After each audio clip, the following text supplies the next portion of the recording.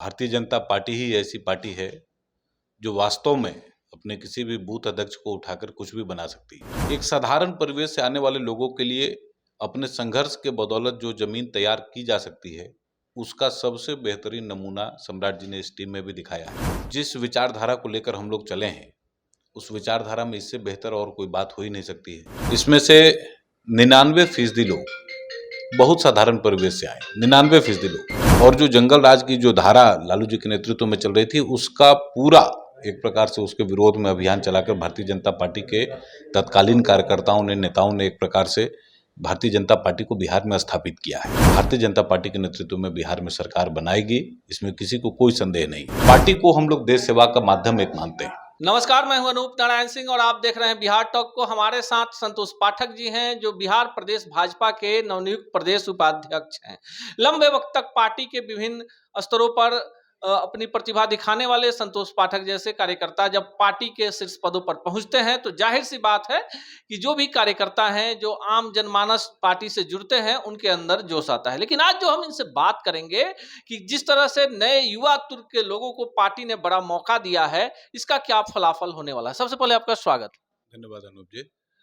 आप मीडिया देख रहे थे, आपको प्रदेश उपाध्यक्ष बनाया गया है। जाहिर सी बात है कि लंबे वक्त से पार्टी के लिए आप अपनी सेवा दे रहे थे। कितना उत्साह का संचार हुआ है जब एक आम कार्यकर्ता को इतनी बड़ी जिम्मेवारी दी गई।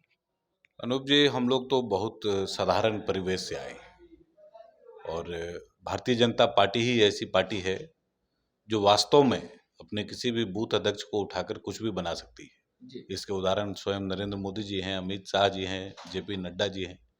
एक साधारण परिवेश से आने वाले लोगों के लिए अपने संघर्ष के बदौलत जो जमीन तैयार की जा सकती है, उसका सबसे बेहतरीन नमूना सम्राट जी ने इस टीम में भी दिखाया है।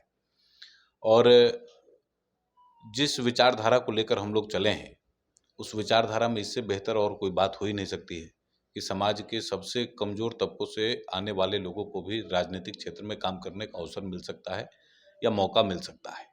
और भारतीय जनता पार्टी के नेतृत्व में जो नई कमेटी बनी, सम्राट जी के नेतृत्व में, माननीय भिखू भाई के नेतृत्व में, माननीय नागेंद्र जी के नेतृत्व में, तो मैं सभी अपने केंद्रीय नेताओं को भी, माननीय नड्डा जी को और अमित शाह जी को, जिन्होंने इस फॉर्मूला को तैयार किया, ऐसे हमारे अध्यक्ष जी, भिखू भाई, इन सभी लोगों को अपने हृदय के गहराइयों से मैं धन्यवाद देना चाहता हूँ। एक बड़ा सवाल है, जिस तरह की सियासत अभी पूरे देश में और खासकर प्रदेश में हो रही है, कार्यकर्ताओं की उपेक्षा होती है। जैसे ही पार्टी में कोई भी कार्यकर्ता है लंबे वक्त तक रहता है, लेकिन भाजपा में ये चीजें हैं कि कहीं ना कहीं कार्यकर्ताओं का मान सम्मान पार्टी देखती है। इसको किस रूप में लेते हैं? स्वाभाविक है। मैं तो इस पूरे कमेटी के जब सूची जारी हुई तो हम लोगों ने एक प्रकार से असेसमेंट तो सब लोग करते ही हैं, हम लोगों ने भी असेसमेंट किया।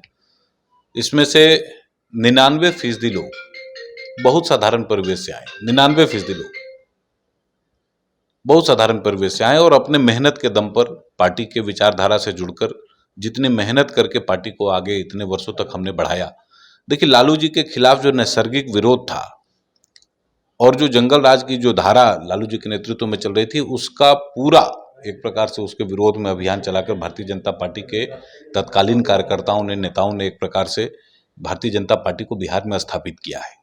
ये अपने आप में एक बड़ी बात है कि इस स्तर पर आकर चीज़ों को व्यवस्थित करना, पार्टी को यहाँ तक ले आना। पार्टी 15-17 वर्षों तक बिहार में सत्ता में भी रही और उसी के अधिष्ठान पर आज के डेट में हम लोग कहने में सक्षम हैं कि जनता 2025 में भारतीय जनता पार्टी के नेतृत्व में बिहार में सरकार बनाएगी, इसमें किसी को कोई संदेह नहीं है।